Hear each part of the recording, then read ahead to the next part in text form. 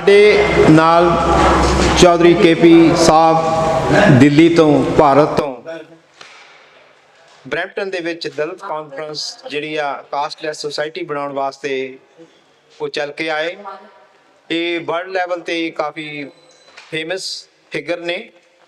इन्हां ने इंडिया भारती बीमा कंपनी दे विच उच्च अहुदे ते काम कीता ते असीं इन्हां तो जानना चाहांगे कि केपी साहब तुसी इस 3 दिनों की कॉन्फ्रेंस तो किस तरह अपने हिसाब नाल जजमेंट करते हैं? देखिए, हम सबके लिए ऐतिहासिक क्षण है। तो सब्जेक्ट मैटर पर इस पर ये कॉन्फ्रेंस रखी गई। ये जाति मुक्त जो हम विश्व की बात कर रहे हैं, ये अपने आप में बहुत ही महत्वपूर्ण सब्जेक्ट है, क्योंकि डॉक्टर अम्बेडकर के शब्दों के अनुसार जाति किसी व्यक्ति के स्किन की तरह है, और स्किन जब आदमी की खत्म होती है, जब वो मरता है, तो जाति कभी जाति नहीं है। उस बात को मतलब ये है कि समझते हुए बाबा साहब डॉक्टर भीमराव अम्बेडकर ने बौद्ध धर्म को स्वीकार किया था और उन्होंने हिंदू धर्म का परित्याग किया था। तो आज ये सब्जेक्ट 3 दिन से चल रहा है। इसमें जो हमारे ऑर्गेनाइजर्स हैं कनाडा के साथी, इन लोगों ने जो बहुत मेहनत की है, पूरे विश्व के लोगों को यहाँ बुलाया। इसमें डॉक्टर B.R. अम्बेडकर के पोते राजेंद्र अम्बेडकर साहब भी है। इसमें बाल दिवाकर साहब जैसी हस्तियाँ भी शामिल हुई।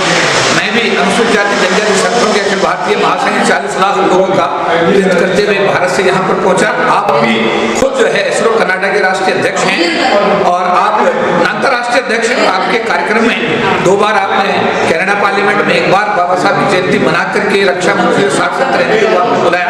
वो एक ऐतिहासिक कार्य आपके द्वारा किया गया। वैंकूवर कनाडा में भी आपने भारत में होली जाति को लेकर डेमोन्स्ट्रेशन किया और मैं कार्यक्रम में शामिल हुआ।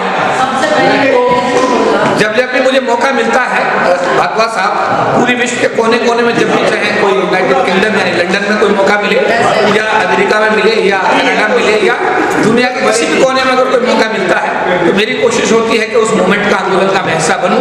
और आज जो कार्यक्रम यहाँ पर रखा गया है, इसमें मुझे बेहद प्रसन्नता है कि यहाँ पर एक अंतर्राष्ट्रीय स्तर पर कमेटी का गठन किया गया है और उस कमेटी के अंदर पूरे विश्व के लोगों को शामिल किया गया है। और इसमें इसका मुख्यालय फिलहाल अभी यहाँ पर आपका यहीं टोरंटो में ही रहेगा, यहीं से कार्य चलेगा। लेकिन इसका हमने ऑफर किया है कि दिल्ली में भी हम इसका एक ऑफिस बहुत जल्दी इसकी जो एक इकाई के रूप ब्रांच के रूप में कमेटी वहाँ पर एक इनका ऑफिस खोलेंगे। और दिल्ली, क्योंकि भारत जाति का सबसे बड़ा जातिवाद का जो सबसे बड़ा केंद्र भारत है, भारत में ही प्रयोगशाला है जातिवाद की, उसके साथ नेपाल भी हिंदू राष्ट्र है। तो दोनों ही देश जातिवाद के भंडार के रूप में यहीं से जाति भर के विश्व में गई है। पहले जातिवाद अमेरिका में नहीं था, आपके ग्रेट ब्रिटेन में नहीं था, लंदन में अर्थात लंदन में नहीं था, आप जहाँ रह रहे हैं कनाडा में भी नहीं था। लेकिन जब से ये हिंदू भारत से भर के यहाँ कनाडा में आया, लंदन में आया, भर के यहाँ कनाडा में आया, लंदन में आया या अमेरिका में आया, तो यहाँ पर जातिवाद उसी तरीके से फैला जिस तरीके भारत में फैल रहा है। इस जातिवाद का समाप्ति करने के लिए आज ये 3 दिवसीय अंतर्राष्ट्रीय सम्मेलन यहाँ आयोजित हुआ है। इसमें बड़े महत्वपूर्ण निर्णय लिए गए हैं और इसको ये विश्व जाति मुक्त विश्व ये सम्मेलन के नाम से ये कार्यक्रम हुआ है। और इसमें जो आज टोरंटो समिट के नाम पे बहुत सारे प्रस्ताव पास हुए हैं और आने वाले दिनों में अब उम्मीद है कि ये जो हम जाति मुक्त विश्व की हम कल्पना कर रहे हैं, निश्चित रूप उसमें कामयाब होंगे और अपने गरीब तबके अनुसूचित जाति जनजाति समाज के लोगों के साथ जातिगत आधार पर जो भेदभाव हो रहे हैं उनको मुक्ति दिलाने में निश्चित रूप से हम जो है कामयाब रहेंगे। केपी साहब, मैं थानू एक क्वेश्चन पूछना चाहना भारत की पॉलिटिक्स के उत्ते, खास करके जिहड़े साडा दलित समाज आ वो अपना रूल जिहड़ा राज आ लियाउण दे विच नाकाम हन, क्योंकि वो आपस में बहुत छोटे छोटे हिस्सों च वंडे हुए आ। ये जिहड़ी साडी समाजिक बनतर आ, ईगो बहुत उन्हां दे विच छेती जल्दी आ जाती है जी। ईगो की बदौलत वो फट जाते हैं, वो प्रॉब्लम नूं सॉल्व करने की कोशिश नहीं करते भी जे किसी ने कोई गलती कर ली है वो दे कहते apology is a simple solution.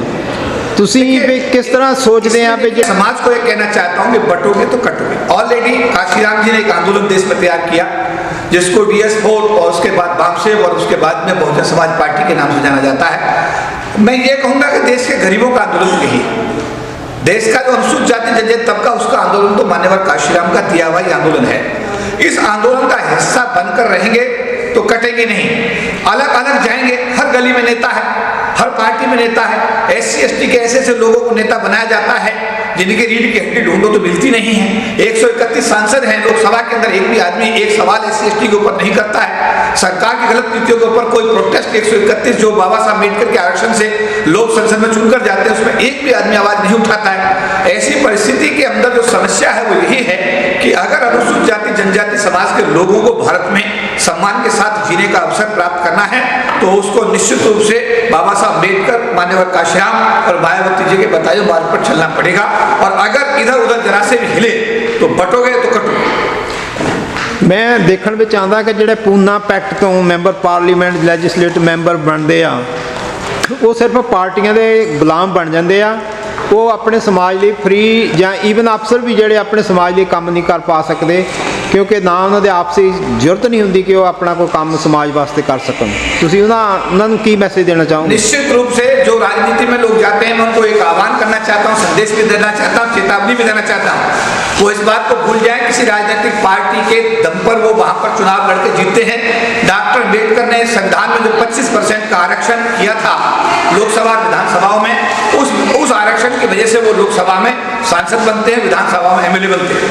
लेकिन बनने के बाद में वो अपने समाज से कोई सरोकार नहीं रखते, उनके सभाओं के दुख सुख में कभी काम नहीं आते, उनसे दूरी बनाकर रखते हैं और ऐसे लोग फिर अगली बार चुनाव हार भी जाते हैं। जब उनके सामने समाज का समर्थन पीछे होता है तो उनको उसी कीमत भी चुकानी पड़ती है। मेरा ये कहना है 5 साल के लिए तो बन जाते हो ना, 5 साल तो समाज के लिए काम करो, डॉक्टर अम्बेडकर के मिशन के लिए काम करो, काशीराम के मिशन के लिए काम करो।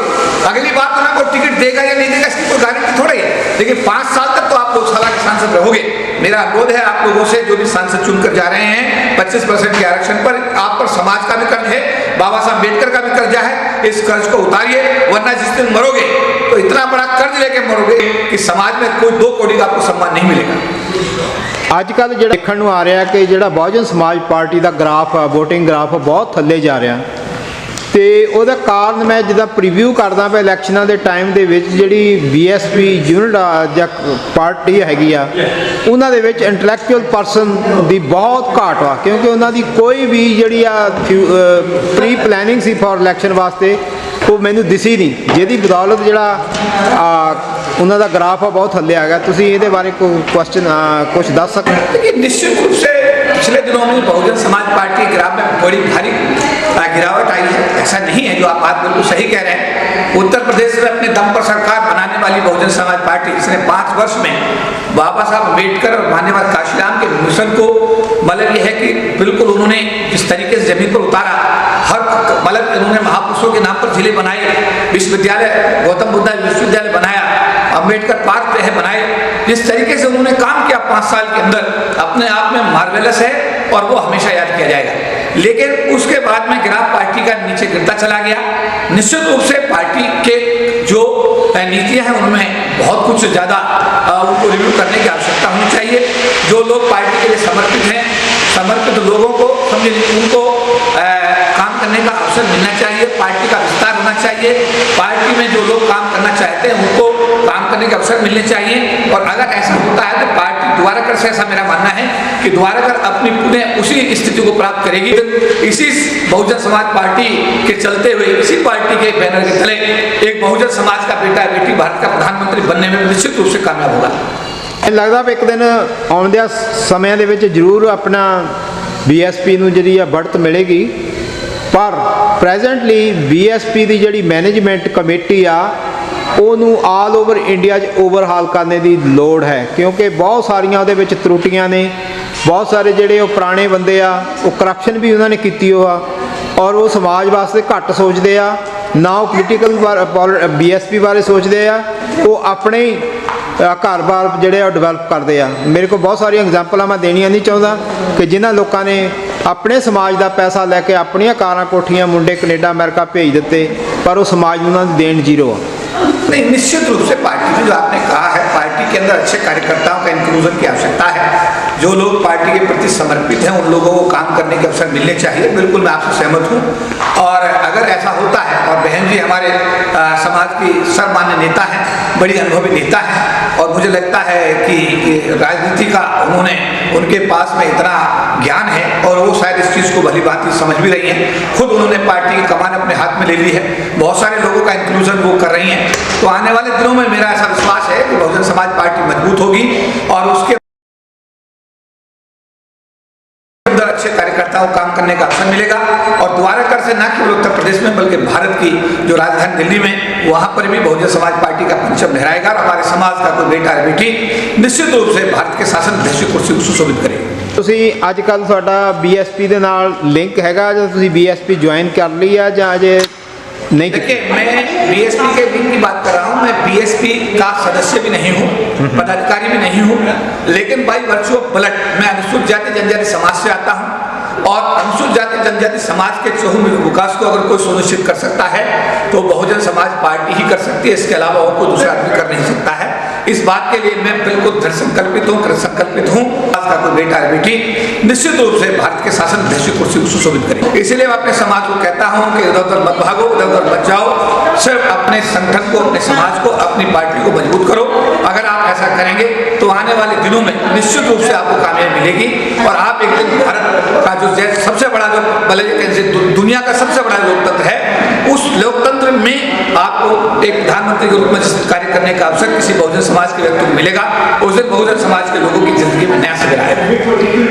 आप ਦਿੱਲੀ ਦੇ ਵਿੱਚ ਬਹੁਤ ਸਮਾਜਿਕ ਮੁੱਦਿਆਂ ਤੇ ਬਹੁਤ ਐਕਟਿਵ ਹੁੰਦੇ ਆ, ਵਾਰੀ ਤੁਸੀਂ ਮੈਨੂੰ ਭੇਜਦੇ ਵੀ ਹੈ ਸੋਰਸ, ਪਰ ਭੈਣ ਕੁਮਾਰੀ ਮਾयावती ਨੂੰ ਕਿਉਂ नहीं लगता कि वो ਤੁਹਾਡੇ ਨਾਲ क्यों नाराज रहती है? काहते नहीं वो ਤੁਹਾਨੂੰ एक्सेप्ट करती? नहीं, मेरे से बहन जी की कोई नाराजगी नहीं है। मैं स्पष्ट करना चाहता हूँ, बहन जी से मेरी एक मुलाकात हुई है, बहन जी और बड़ी प्रेम स्नेह वाली मुलाकात हुई है बहन जी के साथ में। इसके बाद में उधर से भी किस तरह का कोई प्रयास नहीं हुआ, हमारी तरफ से भी कोई प्रयास नहीं हुआ, क्योंकि हम सरकार की नौकरी में थे, सरकार के अधिकारी होने के नाते हम लोग राजनीति में नहीं जा सकते थे। लेकिन पिछले ही राष्ट्रीय अध्यक्ष जयंत चौधरी साहब आए और उन्होंने हमसे कहा कि आप पार्टी ज्वाइन करिए। उनके अनुरोध पर हमने पार्टी ज्वाइन कर ली। लेकिन जो भी आपने कहा कि बहन जी हमारे सम्मान्य नेता हैं, हमारे नेता हैं, हमारी नेता हमेशा रहेंगी और अगर आने वाले दिनों में अगर कहीं उनका कोई आदेश भी मिलता है तो निश्चित रूप से उस आदेश पर भी विचार किया जाएगा।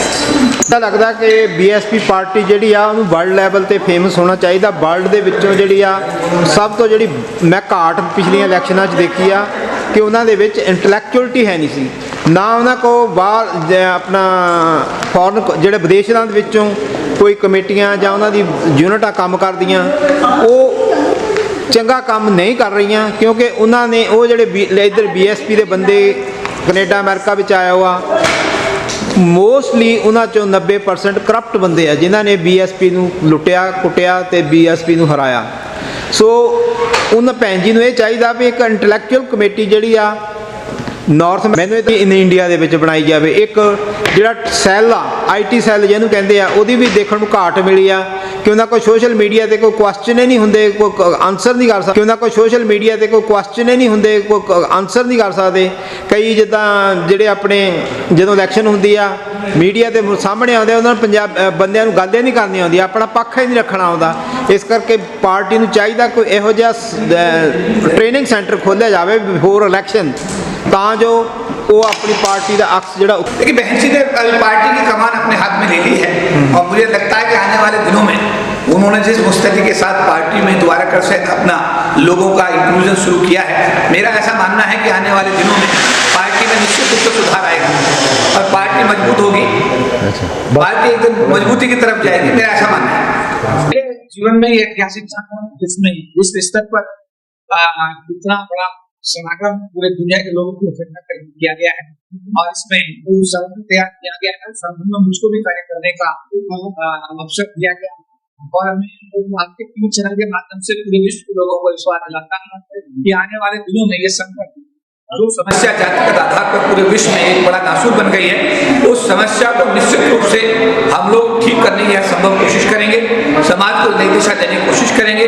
और मेरा ऐसा विश्वास है कि जो टीम पाल दिवाकर साहब इसमें है, हमारे जो चेयरमैन साहब हैं, वो भी बहुत ही, मैंने उनको देखा कि बहुत 71 साल के होने के बावजूद भी उनका मैं देखता हूँ जोश, देखता हूँ उनकी मेहनत देखता हूँ। तो जो टीम में लोग आए हैं, बहुत सारे लोग बहुत अच्छे लोग हैं।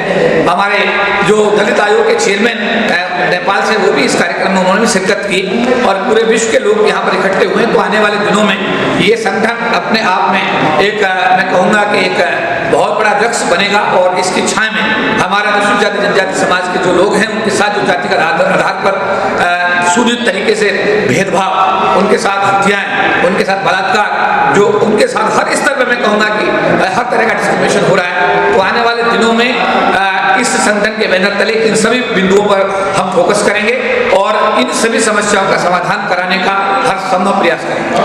ਥੈਂਕ ਯੂ ਕੇਪੀ ਸਾਹਿਬ, ਤੁਸੀਂ ਐਸਰੋ ਕੈਨੇਡਾ ਮੀਡੀਆ ਤੇ ਆਏ ਤੇ ਆਪਣੇ ਬੜਮੁੱਲੇ ਵਿਚਾਰ ਸਾਰਿਆਂ ਨਾਲ ਸਾਂਝੇ ਕੀਤੇ। ਆਸ ਕਰਦੇ ਹਾਂ ਕਿ ਭਾਰਤ ਦੇ ਲੋਕ ਇਹਨਾਂ ਵਿਚਾਰਾਂ ਤੋਂ ਜ਼ਰੂਰ ਜਾਗਰੂਕ ਹੋਣਗੇ ਔਰ ਤੁਹਾਡੇ ਨਾਲ ਮੋਢੇ ਨਾਲ ਮੋਢਾ ਜੋੜ ਕੇ ਕੰਮ ਕਰਨ ਦੀ ਕੋਸ਼ਿਸ਼ ਕਰਨਗੇ। Thank you. ਜੈ ਭੀਮ। ਜੈ ਭੀਮ।